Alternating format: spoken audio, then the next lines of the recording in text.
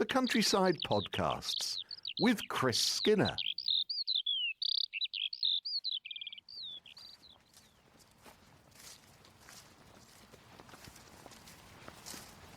Rat looks eager this morning, ranging up and down a hedgerow here, Chris.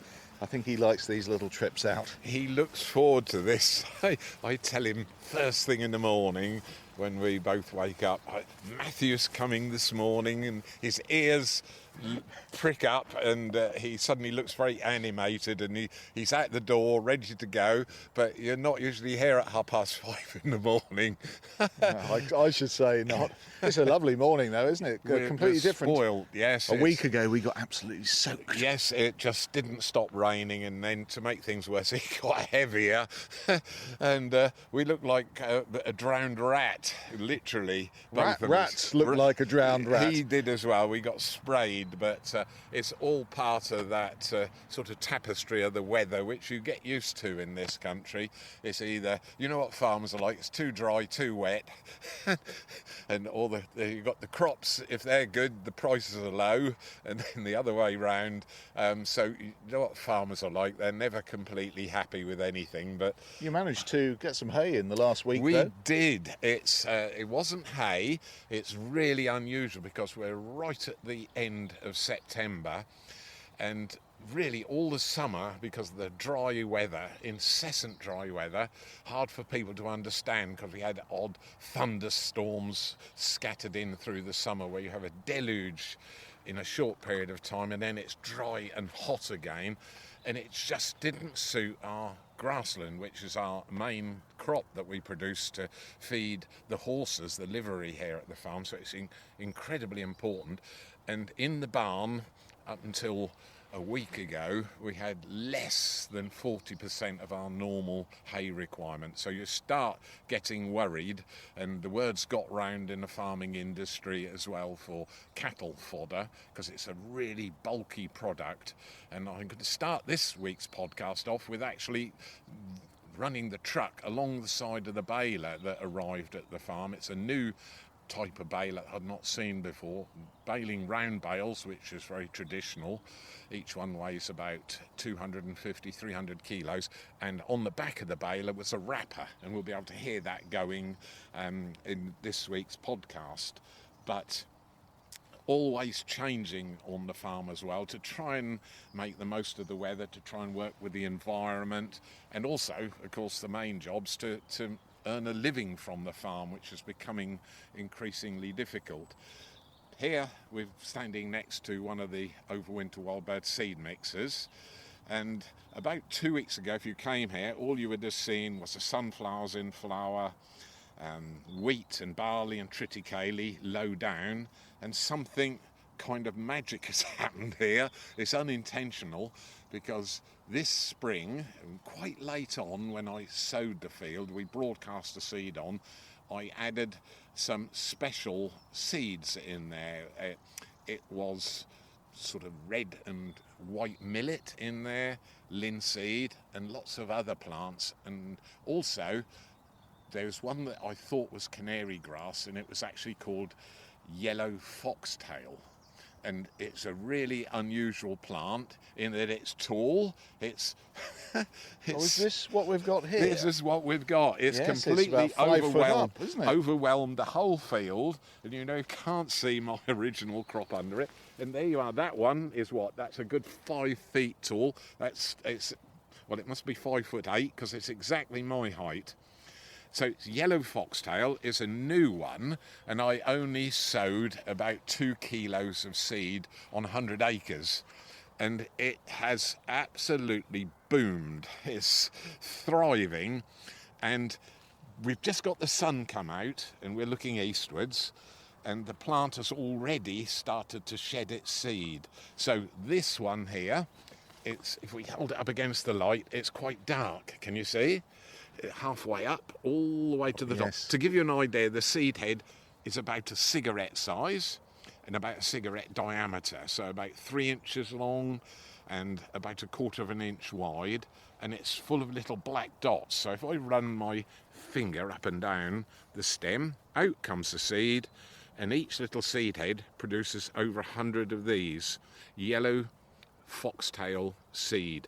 It's got quite a close cousin, which many farmers will know, that's got a similar sized seed head, and it's called Timothy, also called Meadows cat's tail is its other name. And this one is producing lots of seed, and the reason I put it in is because we have a huge flock of overwintering yellowhammers here, and yellowhammers love millet seed, anything with small seeds on it and a high oil content, which is what this grass seed has got. So this one hasn't shed any seed whatsoever yet, so if I run my fingers up and down it and hold my hand underneath, you can see there's a good 100 seeds. Now, to give you an idea of the population, there's about 70 to 80 plants per square metre here.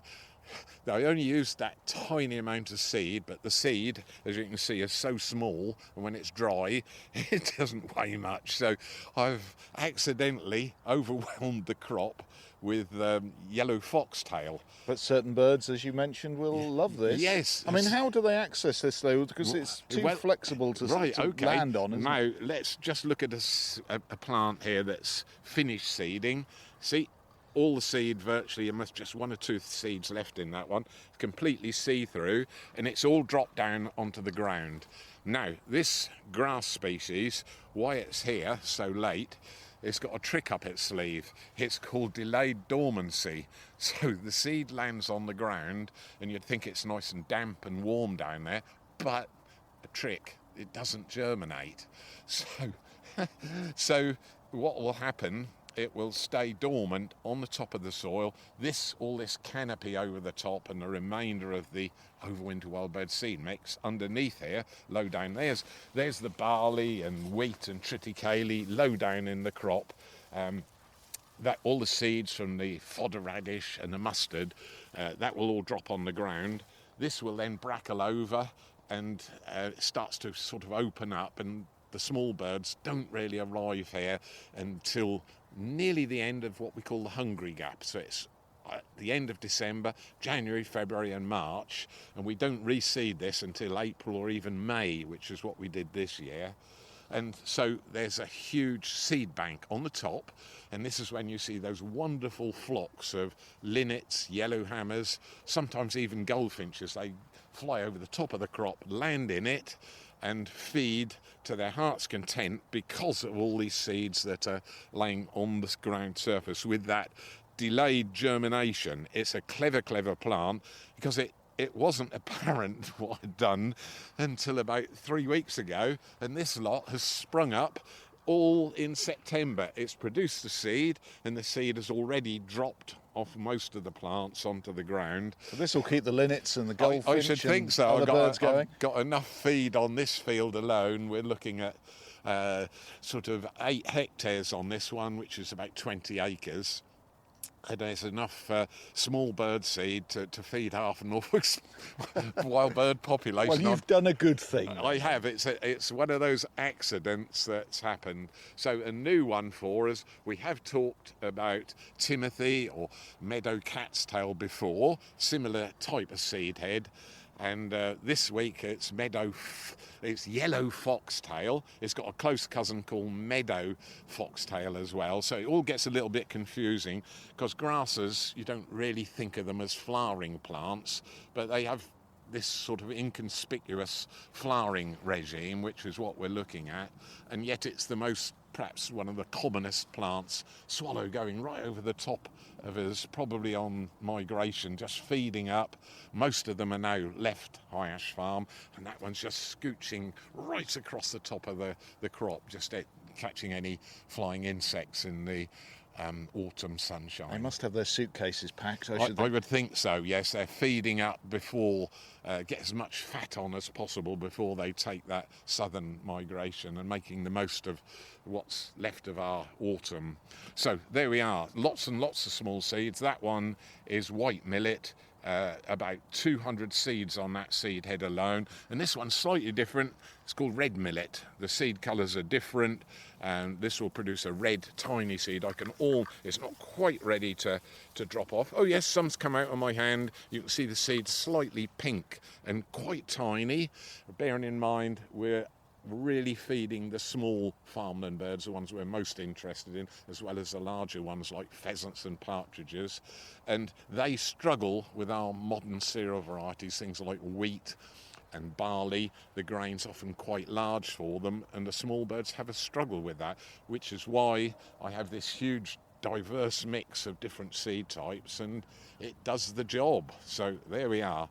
Absolutely perfect. So a new one for us this morning. Yellow foxtail. That's yellow foxtail. Yes. And there's a strange movement in among the crop there. There is. Oh dear, it looks suspicious. Is it the coming? Abominable snowman? No, it's Rat. It's Rat coming through. You can barely see him. No, oh, he's soaked. Yes, so stand crop is back wet. because we. No, well done, well shot, Rat. Matthew's got one wet leg.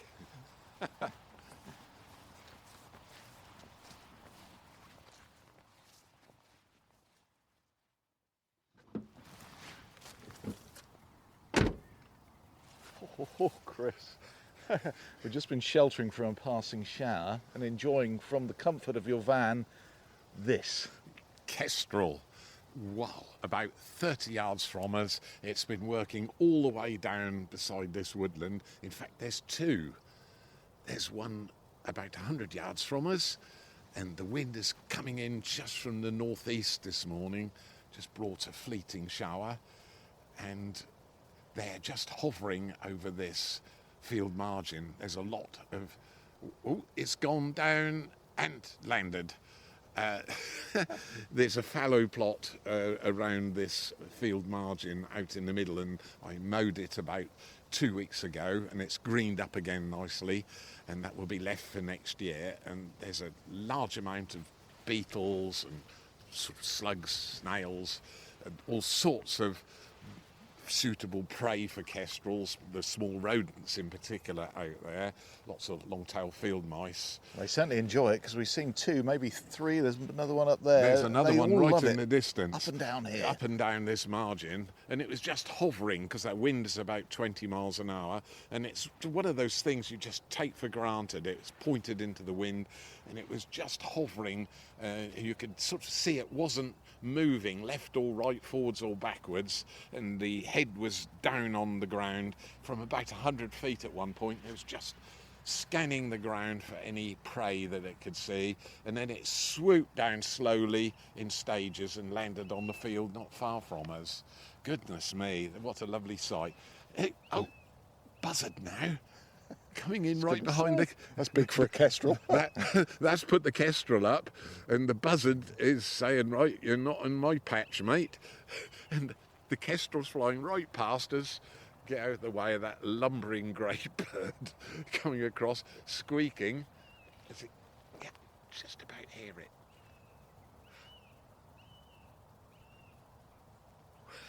That's terrific. None of this, of course, we thought we'd be looking at today. No, it's what happens when you're out in the countryside. I can see Norwich in the distance, and it's disappeared into a white haze about 2 miles due north of us, and I can see the cathedral sticking up, the spire of the cathedral, and the rain is heavy over there, and we've now got some more sunshine coming in a minute. So that's autumn for you, the changeable season. We can hear that And buzzard that again. buzzard, that's the young buzzard, and that's the tree where it was born in. And again, this week I was going to take you around bird nesting, but because we've had these showers, I thought it was a bit unfair to take you under the trees, because we tried that last week in the shelter and got soaked. Anyway, little bit different for this portion of the podcast, because I've been farming here a long time, since I was left school at 16, went to college for a year at the local agricultural college at Easton. And that buzzard is intent on being on this week's podcast. I can hear him screeching in the background. He's miles away though, isn't he? He Yeah, really carries. the noise, that's the whole secret of buzzard noises and calls. They're frequent the Welsh valleys, and when you have these mountains with the valleys, a buzzard one side of the valley can call and the buzzard the other side can hear it, because that high-pitched sound out in the open travels the greatest distance, whereas in confined places you can make a very low sound, like for instance the sound a bittern would make. It's a boom boom noise, and that's the best sound for going through thick vegetation. Anyway, I get distracted horribly doing these podcasts. So over the years I've sort of been steered by what's successful at the farm, and you leave the bits that aren't successful behind you. You kind of try to forget them if you make an error. And if you're diversifying, it's very tempting to sort of put all your eggs in one basket and move over to that. So I've always been trying new things, and if I'm honest, they haven't all worked. And this is one of the portions that definitely hasn't worked, because we're on a portion of the farm that I was lucky enough to buy about 25-30 years ago. It came up for sale in its adjoining High Ash farm, and I put this area in 2006 into stewardship, and as part of that we planted out lots of new areas of woodland all over the farm with British native trees.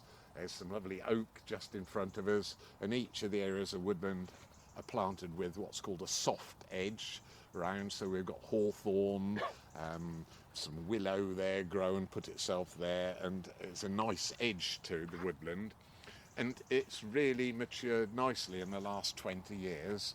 But alongside the planned area, there were some children at the local school. We can almost see it from here at Notre Dame School on Surrey Street in Norwich. 12 of the children went to China on an exchange visit, and the biology teacher at the school wanted to carbon offset their flight for just those 12 children, and came to see me and said, wow, you've already helped the school a lot by planting what's called Notre Dame wood here at the farm, which is a hectare of woodland. That's absolutely great. And this is one of my first mistakes. It was to allow an extra acre of woodland on quite good wheat land here. It's this heavy clay we're standing on, as their carbon offset for that flight. And for those 12 children to fly to China and the return journey, the maths department at the school worked out that it takes 105 years to carbon offset the flight for just those 12 children. So Muggins here said, that's all right, yeah, we'll add an extra acre. And so this is my carbon offset extra acre of woodland on this 5-acre block. What does that actually mean, though, carbon offset, when we're Right. talking about woodland? Yes, it's really hard. So to manufacture that plane for all the airport construction and the fuel it used to fly to China and to come back, it produced a lot of carbon pollution, if you like. Now, you can sort of try to forget what we're doing in this modern world, or you can do something to offset it. So not necessarily at the airport or anything like that. The fossil fuels to construct all of that equipment and to fly the plane have all been used and consumed, but it's kind of excreted carbon into our atmosphere, and carbon's one of the global warming constituents, if you like, together with some other things. So you can offset it by doing something new in the environment, and that means planting woodland in this case, and the woodland locks up that carbon. So when you burn a log, you're actually burning carbon. It's not coal, which is millions of years old, or like that. So we've tried to stop coal mining at the moment, but you can have a living thing that locks up the carbon, because trees will absorb carbon and emit oxygen. So you're kind of offsetting the carbon that was released. But the shock was a whole acre, and the bigger shock was it's for 105 years. to offset just those 12 children flying to China. 1 acre of woodland Yep. for a century. Yes. For that dozen flights. Yes, that single flight with 12 people on board, but it wasn't for the whole flight. It would have virtually taken the whole farm to carbon offset, the whole square mile here to carbon offset the entire flight for just that trip there and back to China. If you were covering all the people on board. Yes, 300, there was 300, 380 people. Yeah. It was a big 747, I think it was, to go all that distance. So it's a shock. So it's a. I've agreed to do it, and it's here, but it was a mistake because what it's taught me is you cannot carbon offset what we're doing with the modern world. You have to change what we're doing, and there's now no sign of that changing. We're planning on expanding airports.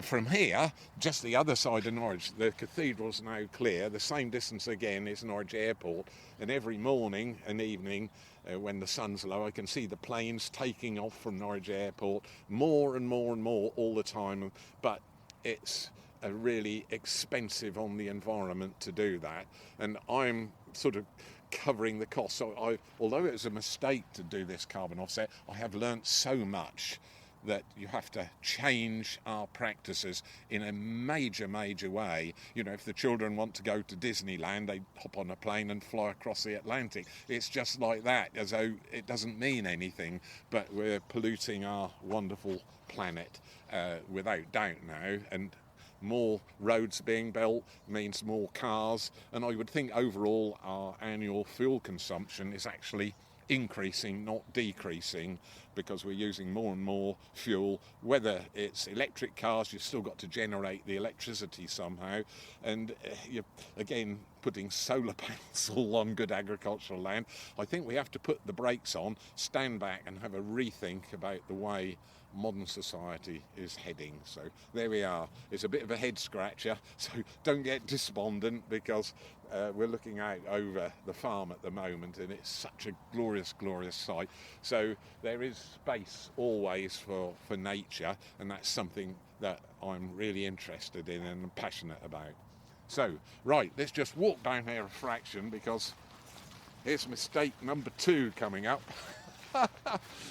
Yeah, I'm sorry to do this, but I was very keen 25 years ago to engage with the public. So all over the farm I put features like this. We're right on the end of the carbon offset woodland here. It's a bird hide, and believe it or not, I put in 10 hides over the space of 2 years, 5 hides each year, each one carpeted out with glass, one-way glass, and feeders in front of it. And I'd spend all day Saturday every week in the hungry gap season, from about end of October right through till almost mid-April, and it cost a lot of money. They were really beautiful, and sometimes in life you can be ahead of your time, and that's what I was, because I advertised. I had all the brochures printed, got the little brochures all out about the Norfolk countryside, and it was called Hideaway.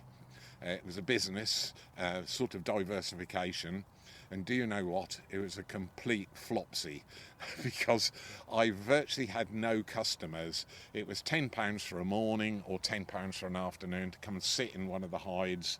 You had a choice of any 3 or 4 hides, and I did all the paperwork and booked people out, but there was just no takers, because there wasn't the interest in environment as there is now 20 odd years ago. So do it now and it would be a different story. It would have been a completely different story now. So talk about getting things. So it was a mistake. So eventually, when I realised I'd made a polite sort of cock up of it, I lifted the hides out of their locations and just sold them as they were. Basically, they're quite large garden sheds beautiful inside because it's all carpeted out and soundproofed as well, and they more or less sold for what it cost to buy them, but not all the extra work of creating the business. So you've kept a few? I've kept 2 or 3. I've kept the sparrow hide at the farm. This one is a yellowhammer hide here, and I've kept that, and it's really for personal use because we have these fantastic flocks of overwintering birds here, and it's a way of still sharing that with my initial idea of sharing it with the public, but I now do it with you and through our podcast, the Countryside Podcast, and it just gets used once or twice a year to illustrate the fact that we can get right up close to these small birds at their hungry gap time, so they come right against the window, and it's a way of still using the final 3 hides regularly. So we've still got the woodland hide up and running where we can see nuthatches, great spotted woodpeckers and all sorts of woodland birds, and this one for the farmland birds here. But it shows you can be ahead of your time as well. So I do have to smile at the mistakes, but it's a really dangerous thing when you diversify. It costs a lot of money to do it. Financially dangerous because you invested a lot of money, and when you lose it all or have to give it away at the end, you feel a bit like the village idiot, you know. So there we are, sort of opened up and been honest about the mistakes I've made. It's a hard thing to do, but I do regrets. have to... I have a few, Yeah, exactly. But then again, too few to mention. Exactly, too few to mention. Well done, Gudgin.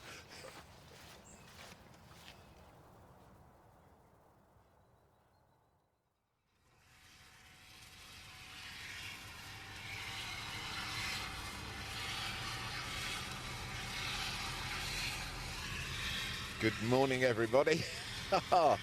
It's noisy here at the farm this morning. Who said the countryside is peaceful?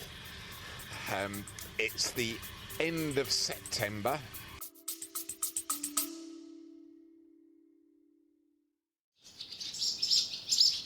Swallows flying into one of the large barns at High Ash Farm, feeding their young.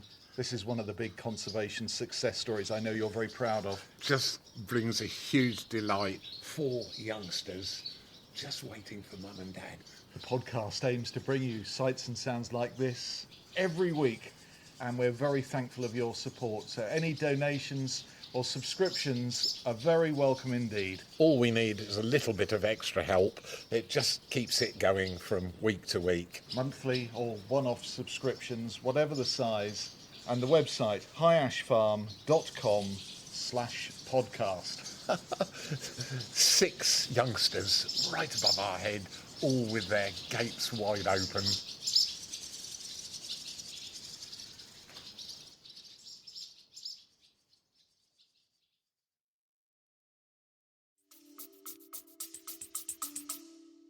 And way past haymaking time, although we have a bit of sunshine here at the farm this morning, and we're kind of making hay while the sun shines, but it's not hay, it's haylage. And a contractor has come in with a wrapper on the baler, and he's, instead of making silage, we're making something called haylage. We're so short of feed, as are many farmers this year because of the dry summer. Forage, which is a very bulky product, I'll just move out of the way of that baler just a moment, forage is in really short supply, and I thought I'd capture this moment because Neil is in front of me. He's operating the windrower, which is 33 feet wide, and it's gathering the hay, or the haylage I should say, up. It's a little bit different to hay because it's still fairly green.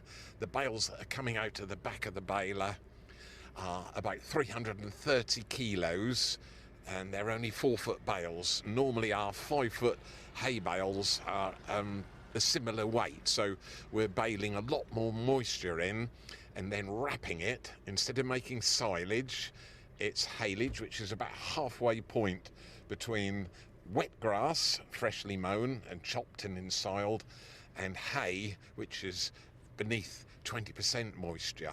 So we're in the halfway house. Because of the shortage of forage this year, we've got to kind of gather as much as we possibly can. So Neil's now going to come past me with the big hay rake, and it's absolutely enormous, and it's gathering all this loose hay up which is on the ground flat. It's only been mown 36 hours, and there he goes past, raking up into a perfect windrow,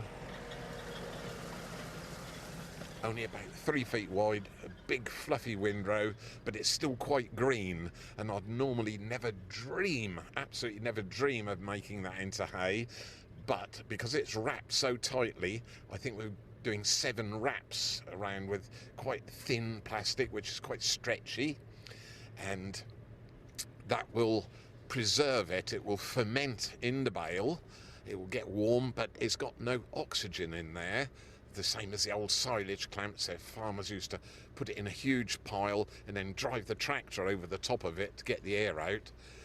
Instead of that, we're actually wrapping it, and the baler's already finished this 10-acre field and he's just moved into the next field. He's actually going faster than I'm driving. I'm doing 10 miles an hour, and he's now popped another bale out, and I think he must be doing about, give you an idea, 12 miles an hour, which in car terms, of course, is snail's pace, but out on a field, I can promise you, he's shooting along at great speed, and we hope to have 100 acres of this baled by later this afternoon. I think we're getting about 2 bales an acre, which is incredibly light crop, but the old motto says that beggars can't be choosers, and instead of having to buy any extra forage in, because it's such a bulky product, and usually it's a very low value as well. Even hay, which is dry, is perhaps only about £100 for a whole ton, and so we're making the most of every blade of grass that we can. Now, this will either be suitable for the horses at the farm if they decide to eat it. It's got plenty of nutrition in it because it hasn't got the stalks on it, and I'm just turning round and following the baler, so I'll be able to tell you exactly what speed he's going, and I'll try and come up alongside him. A bit of revving on the truck. Rat's beside me. He's very bemused by all of this. We are doing 13 miles an hour. Give you an idea. Getting close to 20 kilometres an hour. The baler's got 1 rat already in the back of the baler, so it's a combination machine. Baling, putting net wrap round it, and then wrapping the bale in the back of the baler, which will come out in a moment. And then there's a little wheel carriage on the back. He's just stopping. Down goes the carriage, out comes the bale, and then the carriage will lift up, turn the bale on its side, which it has done. Then the next bale comes into the wrapping chamber. Chamber goes down, and the wrapping starts. That terrible noise. Wow.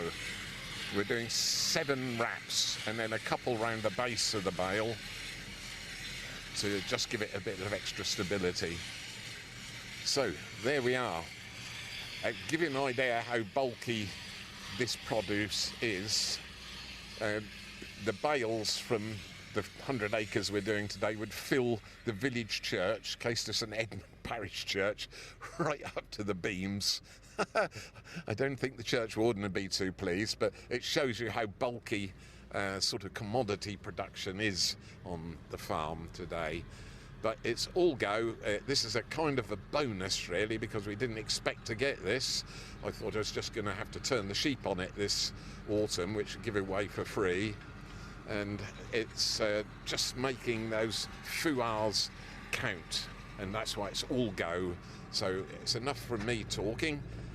Matthew will be along later this morning, and it should virtually be all baled. So I thought I'll take this chance to capture the moment, and just fascinating. So back to work for me.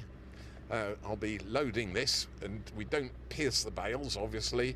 We use a squeezer to gently put them on the trailer, and then they'll be stored hopefully for use over the winter. If it's not suitable, then forage crops are so short, particularly in the eastern counties and right through the Midlands, where we've had droughts this year. It will go for cattle feed as a kind of secondary crop, but in which case we'll have to try and glean some more hay from somewhere in the country.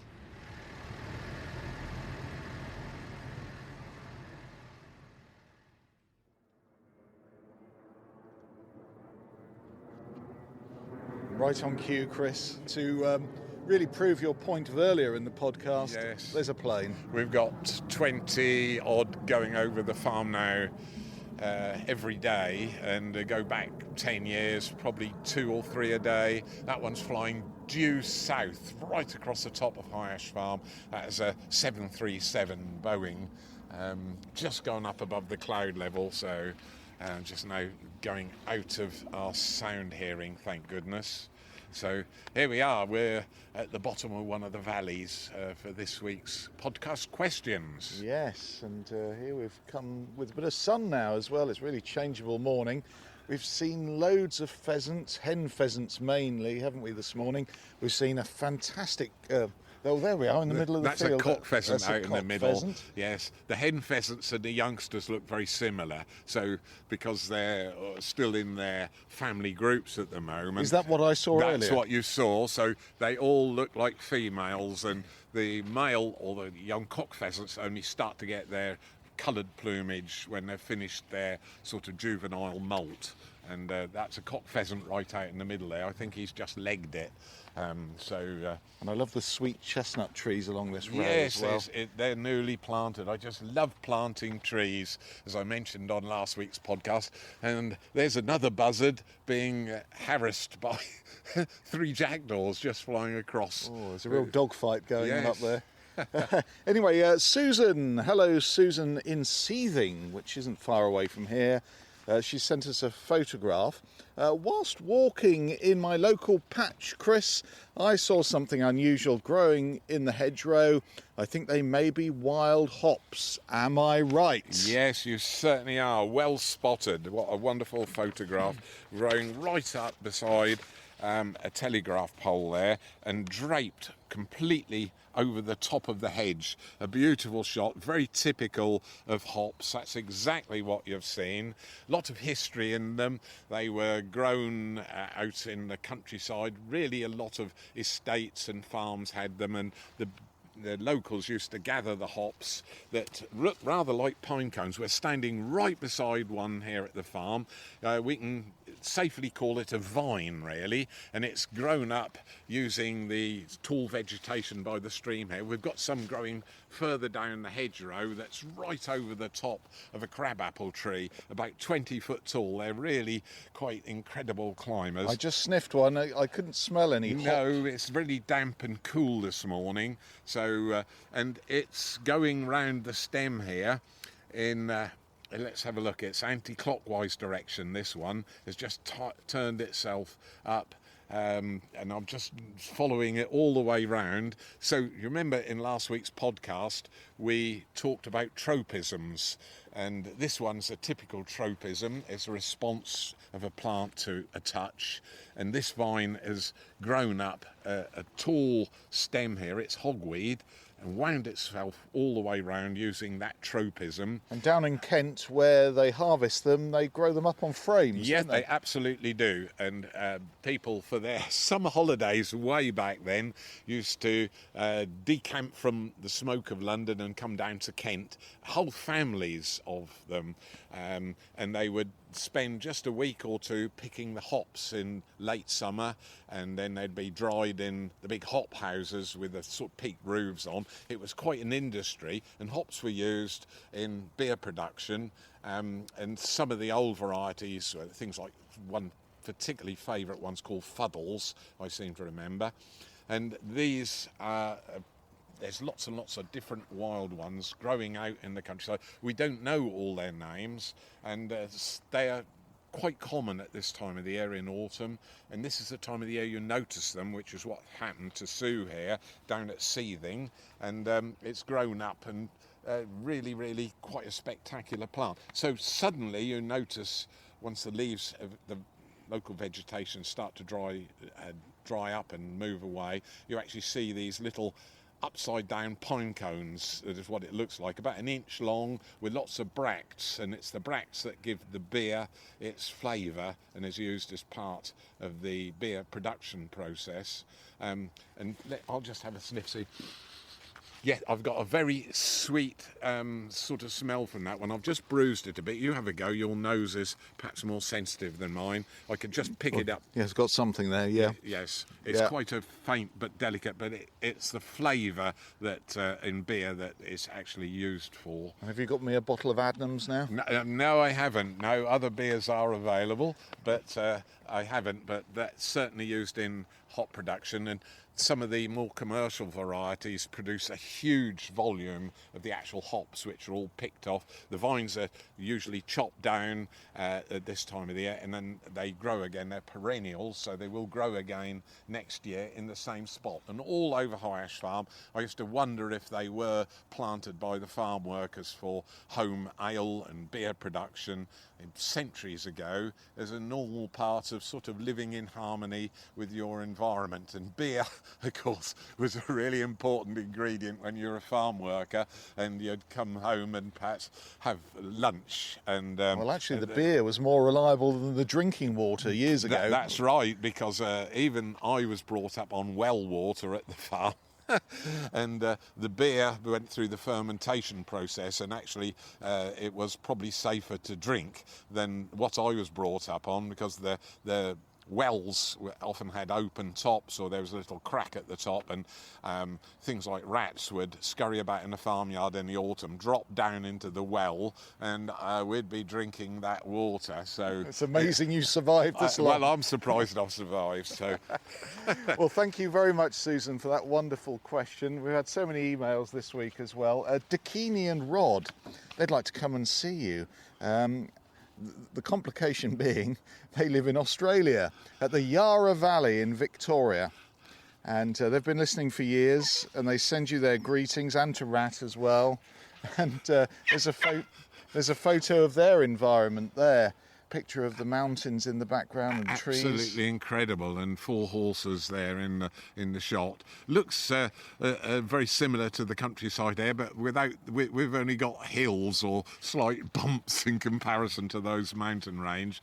But I think they're coming out right at the end of September, and I hope I'll be here in the farmyard and give you a quick hello, and thank you very much from all that way away, nearly on the other side of the world. Under a month to go now before Chris will be appearing at the Madder Market Theatre. I'll be ushering you on the stage there in Norwich. The Madder Market, Sunday the 19th of October, 2:30. And I think there are 1 or 2 seats still available if you'd like to come and see us. It's going like hotcakes. I'm absolutely amazed. In the past, when I, in particular, have done talks all over the Norfolk countryside and all the village halls, nearly everybody was guaranteed a front row seat. It's different this time because we're in the hundreds, folks, and thank you very much for the support so far. And we're looking forward to it for a magical trip around High Ash Farm, a few stories, a few tall stories as well, and so you can ring the Madder Market Theatre and book yourself a seat. Or go online, maddermarket.co.uk. And for any questions and comments, and we love to get those emails, chris@highashfarm.com, and there's also the website highashfarm.com/podcast, and that's where you go if you'd like to make any donations to keep this particular little old thing going. Yep, exactly. Already, Matthew, I'm looking forward to next week's podcast when we'll do it all again, but very differently.